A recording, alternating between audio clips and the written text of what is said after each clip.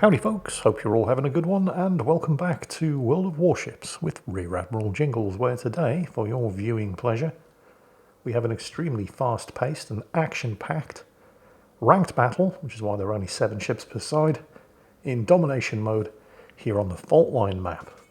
Today's hero is Old Wolf 6 Alpha, and he is in the Z39, a unusual Tier 7 German premium destroyer, and it's unusual for a couple of reasons. Let's get the most obvious feature out of the way, although not obvious from looking at it. Despite the fact that it is only Tier 7, it has access to the 5th equipment slot, which is usually only available to Tier 8 and above, and that means it can fit the concealment module, which means that for a German destroyer, this thing is actually really stealthy. Old Wolf has the concealment down to 6.1 kilometers, which is very, very good for a Tier 7 destroyer that isn't Japanese. The other noteworthy feature of the Z39 is the caliber of its main battery guns. This effectively has the armament of a light cruiser, with 3 turrets, each housing 150, not 128mm guns. Now you do pay for that with an atrociously slow reload.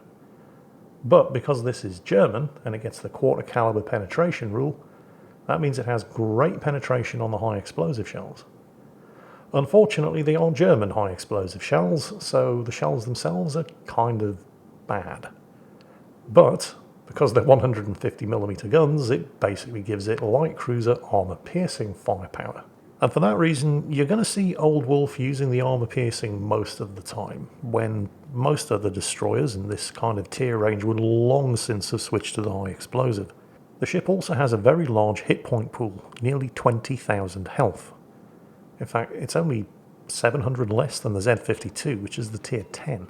As a German destroyer, she also comes with the hydroacoustic search consumable. The torpedoes are pretty fast and they have decent range. They also come with a pretty quick reload of only 90 seconds, but they pay for that by not having particularly good alpha strike damage. The only real downsides to the ship are that it is a pretty large target and isn't particularly maneuverable. So if you start getting focused by light cruiser high explosive, you're going to start taking a lot of damage. And the slow reload of the guns, which is the price that you pay for having 150mm guns on a destroyer. Enemy Fubuki, our first catch of the day. Torpedoes away. His torpedoes are going to have loaded before the Fubuki, so the Fubuki sees it. And really should have turned around and gotten the hell out of here at this point. But for some bizarre reason, decided that he wanted to fight. And I think it's because the Fubuki's realised that his torpedoes are about to load, and he wants to torpedo that angry smokescreen. This is not a good decision. He just activated his engine boost and is now charging into the line of fire of numerous enemy ships while simultaneously trying to smoke. He's not really sure what it is that he wants to do here. He's starting to back up now. He has launched his torpedoes and he's managed to do some damage, but I'm not entirely sure it was worth the trade-off. Torpedoes there from the London, and torpedoes there from the Fubuki. But with Hydro running, Old Wolf is easily going to be able to avoid them.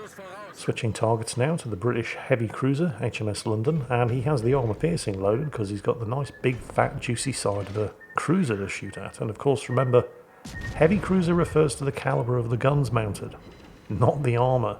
And the London over there was extremely lucky to not eat multiple citadels as these 150mm guns started chewing into the side armour.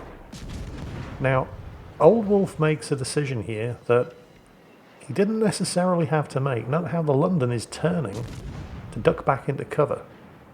And it's given broadside again. He could potentially have killed the London there if he'd stayed, because the London turned, which meant all of its guns were pointing the wrong way. But he erred on the side of caution, because there is a Colorado coming as well, and his smokescreen was expiring. On balance though, I think the less aggressive decision that Old Wolf took was probably the right thing to do, because he is once again from here able to continue shooting at the London, although he's probably not going to kill it. But if he'd stayed where he was in open water with the Colorado coming around the corner, as well as other enemy ships that were in shooting range, he may not have survived the encounter. So Better to be safe than sorry.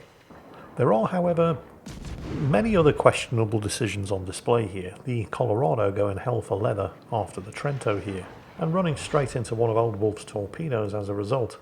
The Trento's dropping his smoke, but it is an exhaust smoke generator, not a smoke screen generator, so it doesn't last, well, hardly any time at all.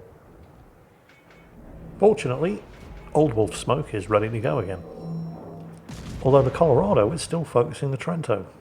What do you mean, Jingles? The Trento's in cover behind the rock. Well, no, he isn't. He got into cover behind the rock, and then he steamed straight out the other side, straight back into the Colorado's line of fire, which is why he's dead. Although it was the London that finished him off with a fire. And with the Trento dead, the Colorado is now... Again, I'm not entirely sure this is the best decision.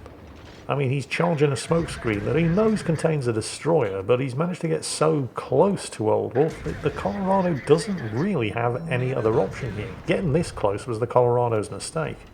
And don't forget, the Z-39 only has a 90-second reload on its torpedoes. He's only using the one launcher for now, because he is not going to kill the Colorado with his 150mm guns. He is going to need to hit him with torpedoes. But he's whittling the health pool down and getting assisted by other members of the team, and the one torpedo was all that it took. Now, the enemy Z-31. Now, this is the non-premium Tier 7 German destroyer, but it's the first ship in the alternate German destroyer line that leads to the Elbing at Tier 10, and it does share a lot of similarities with the Z-39. It's also armed with 150mm guns. It also has a large health pool. But it also has 25mm of side plating, which often provides a nasty surprise to enemy light cruisers trying to focus it down with high explosive shells, because unlike the Z-39, it doesn't eat large amounts of high explosive damage, thanks to the additional armour. That extra armour does not really help against torpedoes though, which is why Old Wolf saved one launcher for emergencies like this, and as you can tell by the tracer coming out of the smoke screen, those torpedoes do look like they're on target. And of course the Z-31 smokescreen is working just as well for Old Wolf, and there's one torpedo hit, not quite enough to sink the Z-31, but that smokescreen was effectively shielding not just the Z-31 from spotting by Old Wolf's team, but it was also shielding Old Wolf from being spotted by the enemy ships on the far side of the smokescreen. Remember, smokescreens work both ways.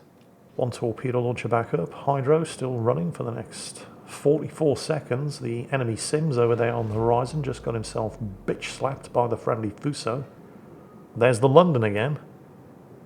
Okay. Undetected for the moment, he's going to want to get that island between himself and the London before he opens up on and hopefully finishes off the Z-31. Now both of these ships are on with 150mm guns. They both have comparable firepower, but obviously the Z-31 is starting with the extreme disadvantage of basically not having any health. Got some hits, didn't quite kill him. It's going to take another extremely slow reload for him to finish off the Z-31, which he should easily be able to do, and... I was thinking that he was going to go undetected there. I was working on the assumption that the Z-31 was the one spotting him, and he probably was, but then the Z-31 smokescreen started expiring, so he's now caught in open water on extremely low health in front of 3 enemy ships. The good news is, 2 of them are battleships, and it's only really their secondaries that are going to be able to hurt him.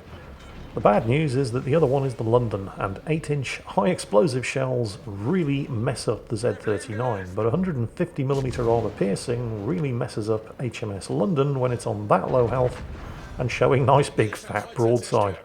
So that was a reasonable exchange, I'd say, especially since it was actually a double strike because his torpedoes managed to take out the Duke of York as well. So there's the Kraken unleashed. Like I said, fast-paced and action-packed.